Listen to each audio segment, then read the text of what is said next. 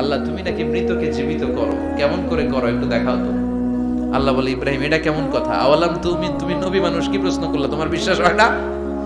আওয়ালাম তুমিন, বিশ্বাস হয় না? তুমি তো নবী, যেন নবী নও, তুমি খলিল, তোমার বিশ্বাস হয় না? এটা কেমন প্রশ্ন? সাইয়েদনা ইব্রাহিম বললেন, বালা, বিশ্বাস হয়, ওয়ালাকিন লিয়াতমাইন্না কলবি, কিন্তু দেখলে ভালো লাগবে।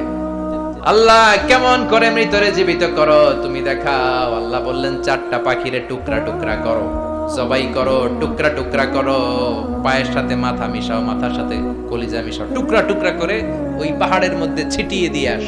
এরপরে এই পাশে এসে সুম্মা দুহুন্না ইয়াতিনাকা সায়া, আমার নামে পাখিগুলারে ডাক দাও। উনি এই পাশে এসে আল্লাহর নামে টুকরো টুকরো করে ছিটিয়ে দিয়ে আসা পাখিগুলোরে ডাক দিতে দেরি মুহূর্তে পায়ের সাথে মাথা, মাথার সাথে বডি লেগে জীবিত হয়ে পাখিগুলো দৌড়ে সাইয়েদনা ইব্রাহিমের কাছে চলে এসেছে। আল্লাহ তুমি নাকি মৃতকে জীবিত করো।